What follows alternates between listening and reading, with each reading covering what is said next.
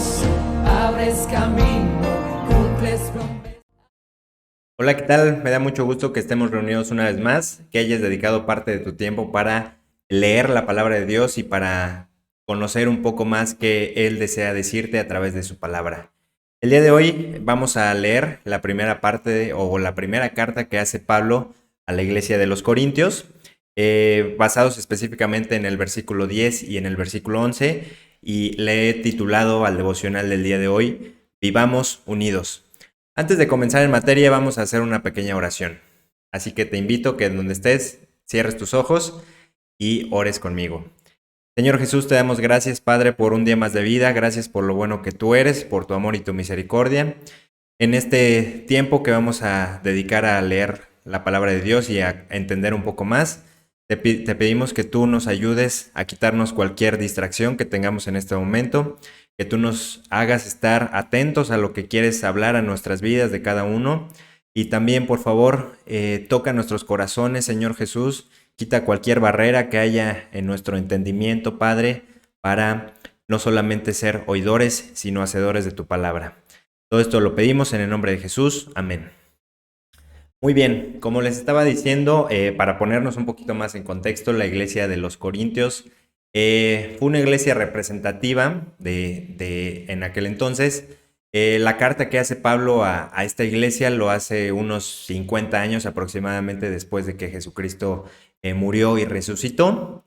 Y los Corintios están ubicados geográficamente o estaban ubicados geográficamente a más o menos 80 kilómetros de lo que hoy conocemos como Atenas, Grecia.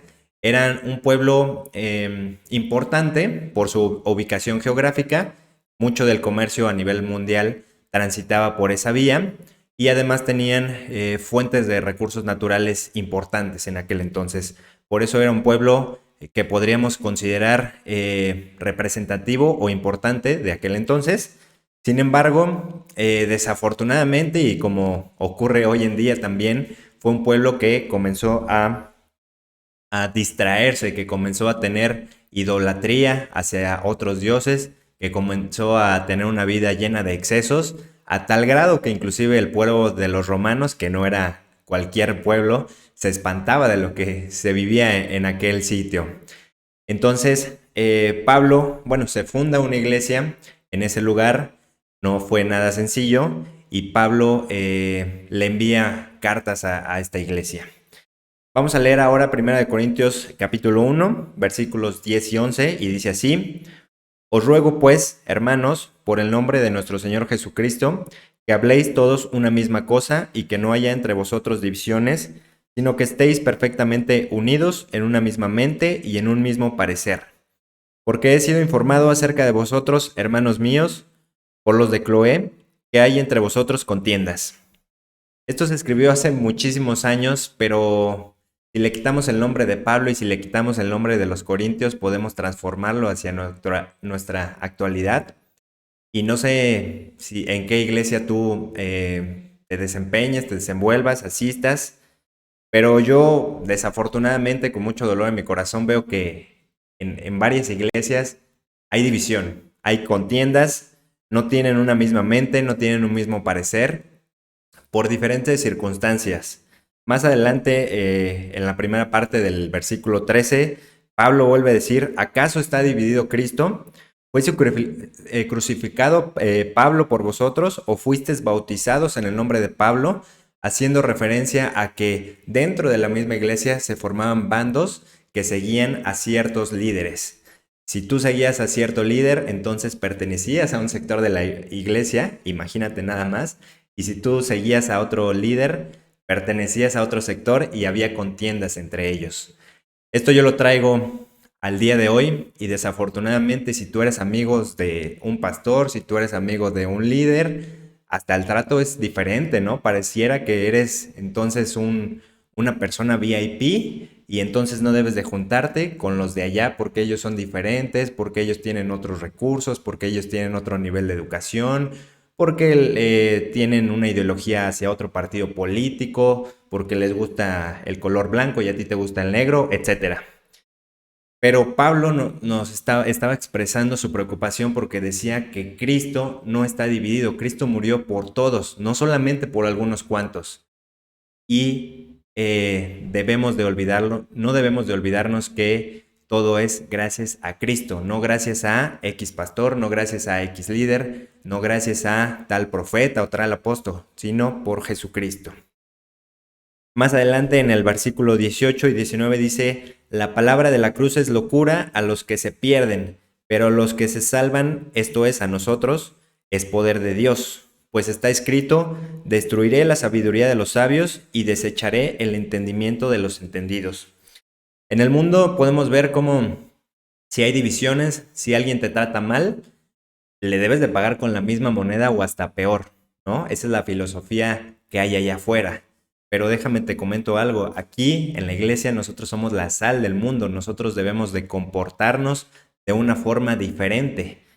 Que pareciera extraño o que pareciera locura para los demás, porque no seguimos las leyes, lo que parece normal para los que tienen entendimiento. ¿Y cuáles son estas personas que pueden tener entendimiento? Lo vemos más adelante en esta epístola, en el capítulo 13, los versículos del 1 al 3, donde Pablo también, con este mismo dolor en su corazón, escribe y dice, si yo hablase lenguas humanas y angelicales y no tengo amor, vengo a ser como metal que resuena. Él describe que si tú hablas lenguas, que tuvieres profecía, que si entiendes los misterios y toda la ciencia, y si tienes toda la fe, pero no tienes amor, no sirve de nada todas tus obras. Y tú puedes hablar muy bonito, puedes predicar muy bonito, puedes tocar muy bonito, puedes tener el mejor servicio, pero si tienes una contienda con uno de tus hermanos y hay algo en tu corazón que tienes en contra de ellos, no sirve de nada. Por mucho que tengas el título de apóstol o de predicador, o que en el nombre de Jesús ores y ocurran milagros, si no hay amor hacia tus hermanos, si vives en división, inclusive dentro de tu casa, todo esto no sirve de nada. ¿Y por qué no sirve de nada? Vamos a otra vez a regresar al capítulo 1, los versículos 4 y 7, donde Pablo nos dice, gracias doy a mi Dios siempre por vosotros, por la gracia de Dios que os fue dada en Cristo Jesús, porque en todas las cosas fuisteis enriquecidos en Él, en toda palabra y en toda ciencia, así como el testimonio acerca de Cristo ha sido confirmado en vosotros, de tal manera que no nos salga, que nada os falta en ningún don, esperando la manifestación de nuestro Señor Jesucristo.